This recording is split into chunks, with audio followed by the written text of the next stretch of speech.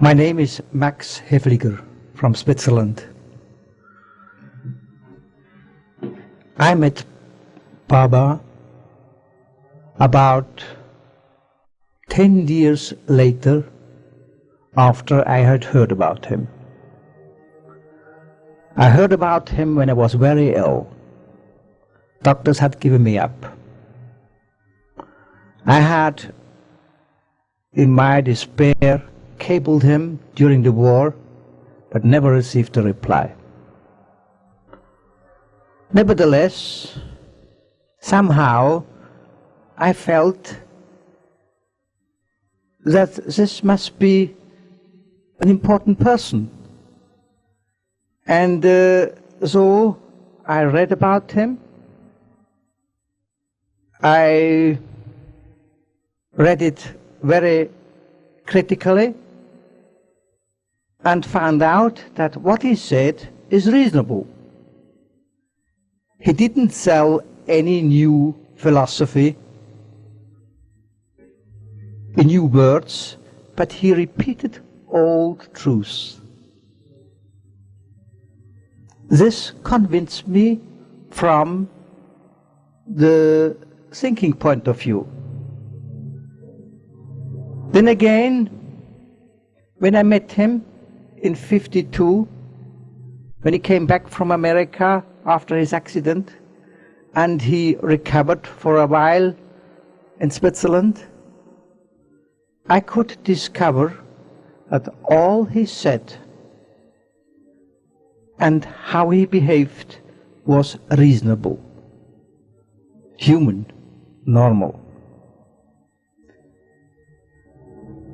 He controlled the daily life, organized it in a business way, and treated everybody in a kind way, gave advices, so that nothing negative could be said. But I always kept critical about him. When he made me come to India, I was still critical about him. Nevertheless, in such a critical situation, I had to take a decision. And I got convinced that this is an honest man, has good intentions, and controls life. What he wrote was practical philosophy. The discourses were something which is not only theoretical, but psychologically sound.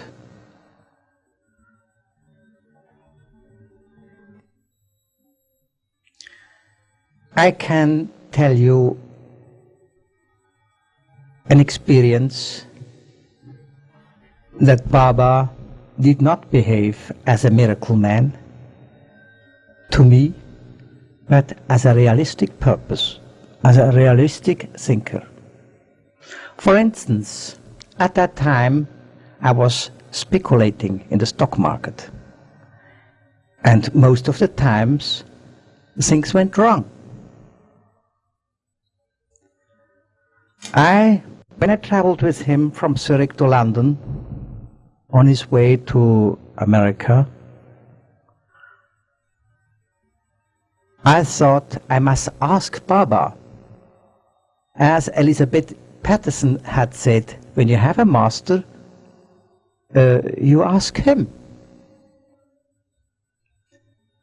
So I remember when we were stopping at the airport in Paris, I was just thinking of how to put my question. And if Baba would not help me out of the bad successes. We were looking out of the window of the airport when Baba drew my attention to the many airplanes. I was just thinking he wanted me to think of a special plane. And so I said, it's a Boeing, it's a Lockheed. And he said, no. Then I discovered a Douglas. And then he nodded. Oh, I thought, the Douglas, this is a good chair. He probably meant me to buy a Douglas chair. Then in London, I put my question and asked him, what can I do? Even as an analyst, I scrutinize every possibility to find out a good chair, and so many times things went wrong. Baba said to me, don't go into heavy losses. That was his answer, a very enigmatic answer. And when I tried to put into practice, I didn't know exactly how to apply this philosophy. I had told him that many times when I had suffered losses, I had dreams. And in those dreams,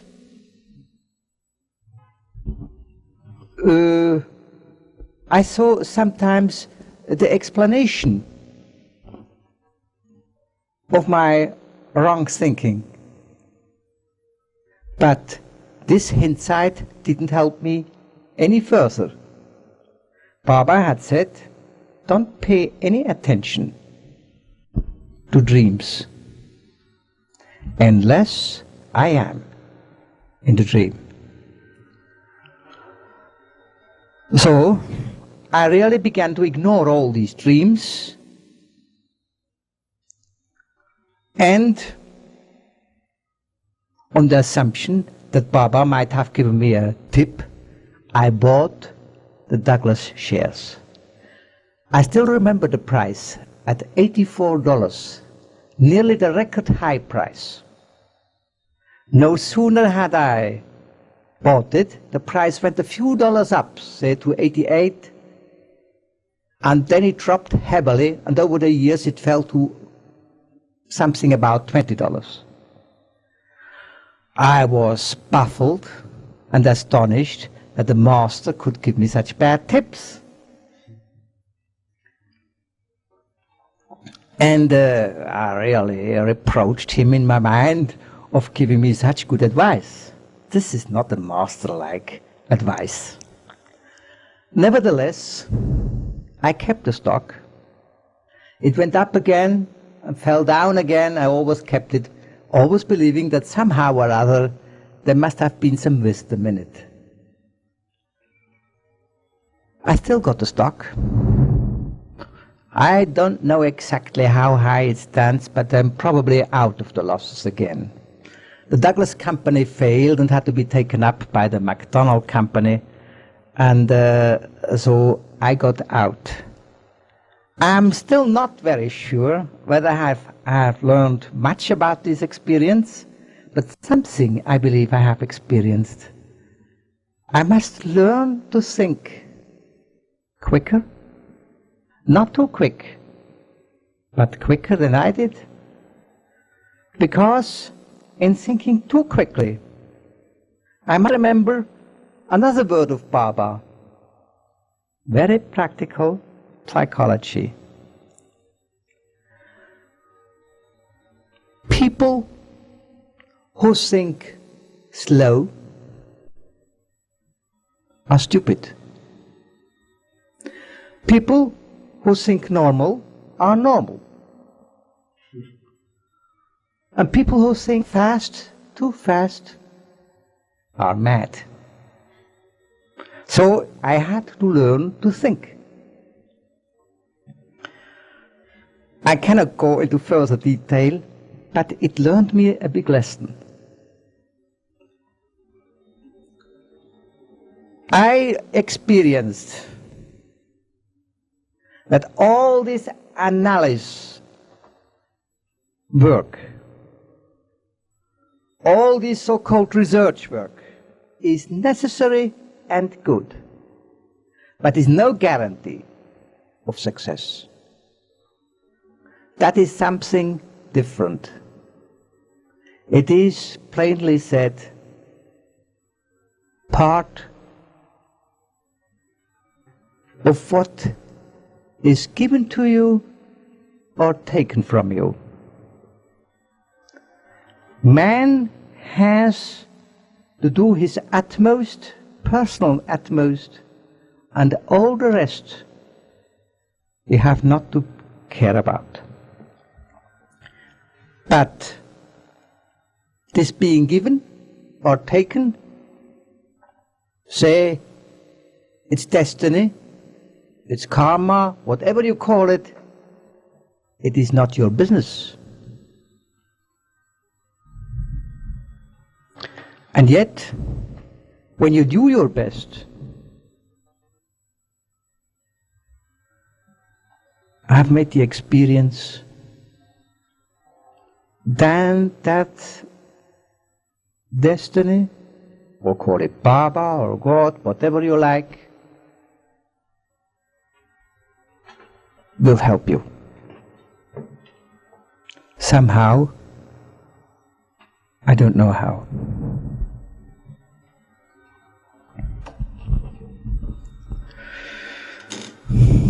A small experience I have noticed with Baba in watching him, how he behaved and how he controlled the situation, is this. There was a reception given in London, and some journalists at the end wanted to take pictures of him. And it was obvious that at the end of this very nice evening, Baba wanted not to be disturbed by this photographer. And I noticed how he handled this photographer in not being able to take a picture of him was a remarkable thing. He moved forward and backward and sideward in all directions, and the photographer was at the door through which Baba had to pass. So he was really in a situation which made it almost impossible for Baba not to be taken. But nevertheless, Baba moved to another side, that the photographer moved to that side too. As soon as Baba had moved to that side, he moved forward again, and the photographer tried to take him from another angle. In the final end, this moving forward and backward and sideward ended that the photographer was at the wrong side, and Baba could leave the door without being disturbed by this man. In everything, you could see so easily how Baba controlled the situation, mastered it, and fooled the others. Whether you take this fooling in a bad sense or a good thing, I think he did it in a good sense. He fooled his people all the time with such situations, when do you speak? And he gave answers which some believed. In the final end, they were no longer believed. But I still believe that Baba, when he comes to the point, he could be taken seriously. That is one condition, that you had to accept him as a master, like any boss wants to be taken as a boss. And if this boss had superior capabilities, I see no reason why I have not to recognize this superiority simply because I do not understand the full impact of his capabilities and superiorities. So far, I can only know that what concerns me, his predictions were right.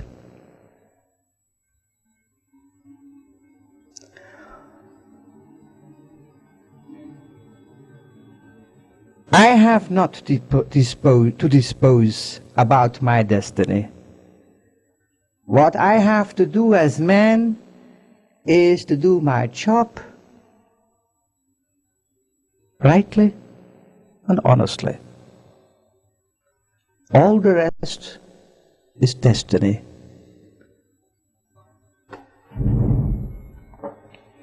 Perhaps I might mention a small incident which shows that logical thinking is a necessary thing, but we must not stick too fast to the outer happenings. Many years back, I think it was about 48 or so, Baba had sent Dr. Dunking around the world to collect money for some purpose. Baba had said that this particular project had to be financed by collection. Somehow or other, I had given some money. And when I met Baba in 52, years later, he called me into his room and mentioned my gift. He thanked me, and I nodded and accepted it. He waited a while, and then he began to thank me again for the same money. I got a little bit embarrassed. I thought, well, it's quite sufficient to thank me once. But after a while, he thanked me a third time. In my embarrassment, I didn't know what to do. And then he added, I will say no more about it. Well, logics would have it that when you give, you are being given. But sometimes, and in these mystical things, the opposite may happen. I had given, and through my later losses, more was taken from me. The only thing I can say, Baba has thanked as man even 3 times, which shows that he had accepted it. All the rest, Baba had thanked as a man for what I had given in a perfect way. And all the rest does not concern us anymore. That is his business, and we must not go into further expectations and interpretations.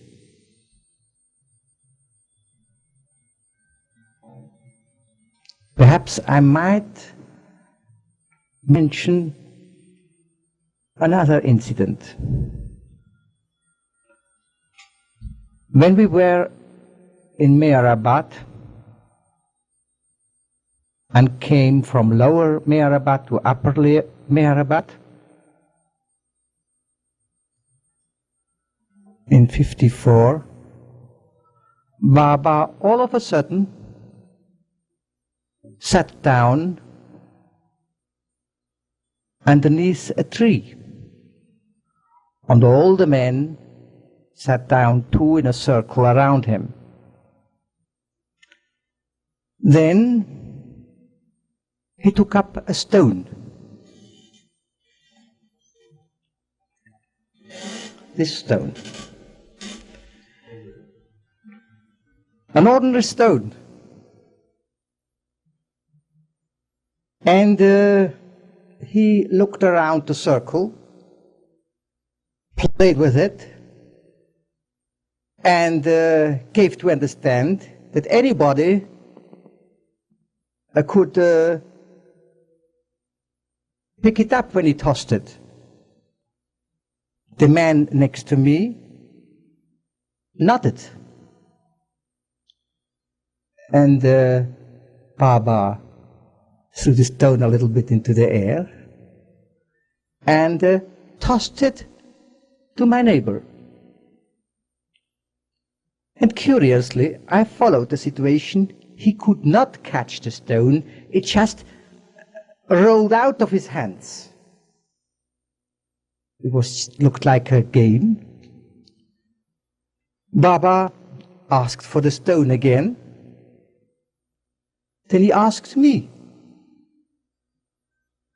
"Can you pick it up?" I thought, I shrugged my shoulders and said, well, if this man cannot catch it, I might or might not catch it. Then Baba waited again, threw it into the air, and looked on the other side of the circle and tossed it to me. I just had to open my hands. The stone straight fell into my hands. I quickly catched it and put it into my pocket. Later on, Baba immediately got up. We went all together to Upper Meherabad, and then Baba stopped again, took up some stones and threw them away into the air several times. Some ran after the stones, but I believe none could really find the stone Baba had thrown. That's how I got my stone of wisdom. Your question about what I thought when Baba dropped his body.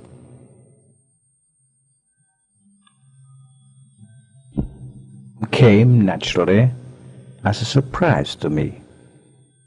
Nevertheless, the surprise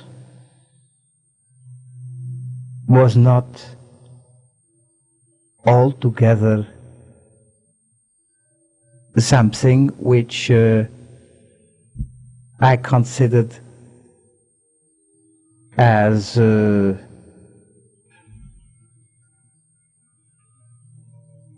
putting Baba out of his claim of being an avatar or a master, but rather as a new event.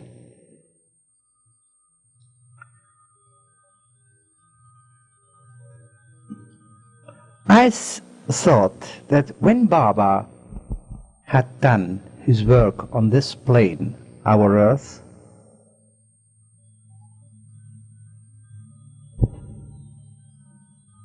it was quite natural that he had to finish his work on another sphere or plane.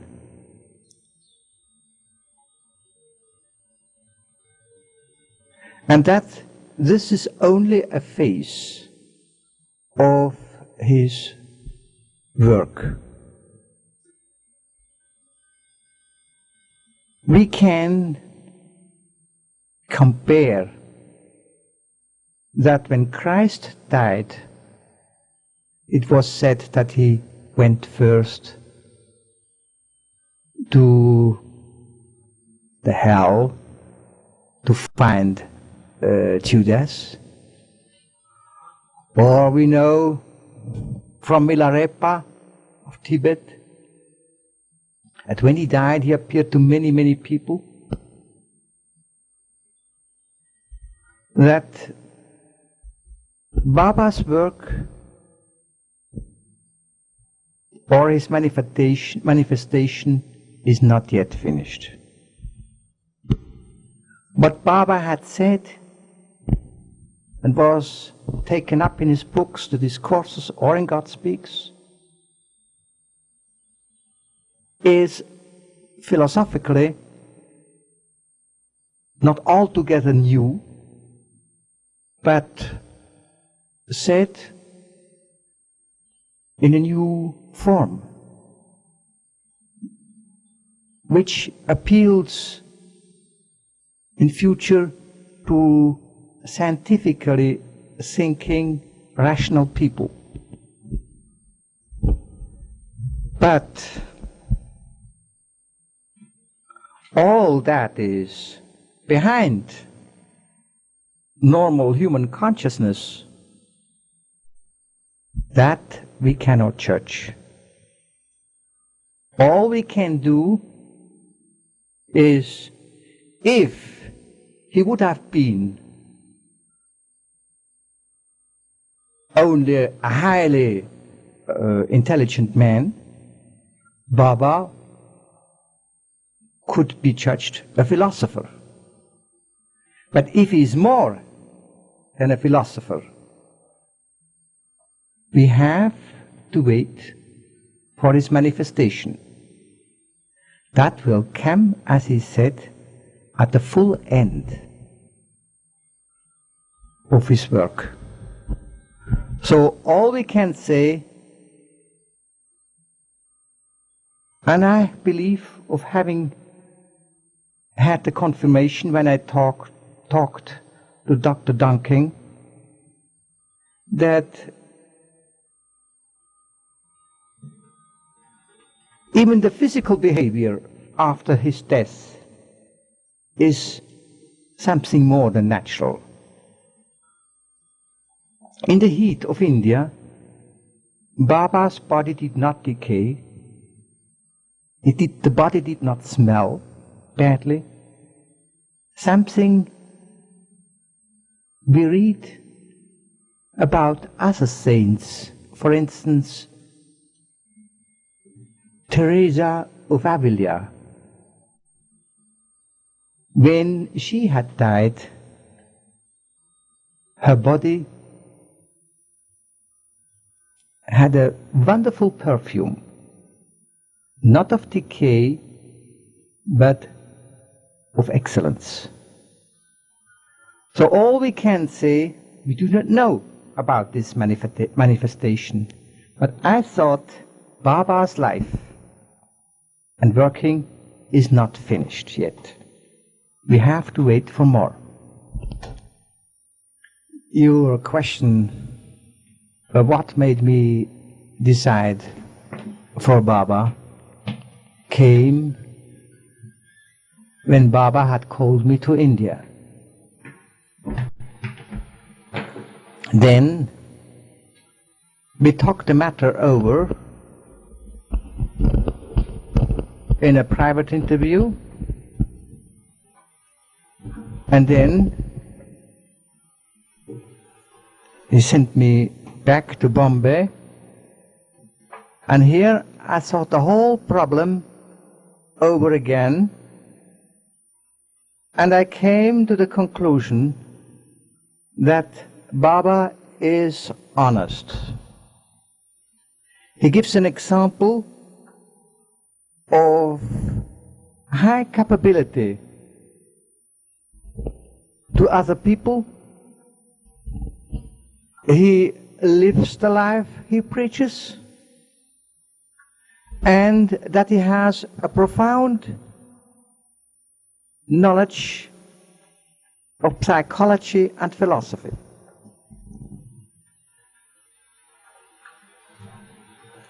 With this knowledge, he could be anything from a worldly acknowledged personality or just giving the example as a perfect man. And this being his object,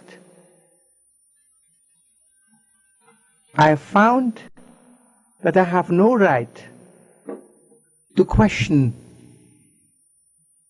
his superior state when the forms of life, his behavior and thinking appeals to me as being correct and perfect. I concluded that I have to accept his claims for being a superior being as probably true. That's what made me accept him.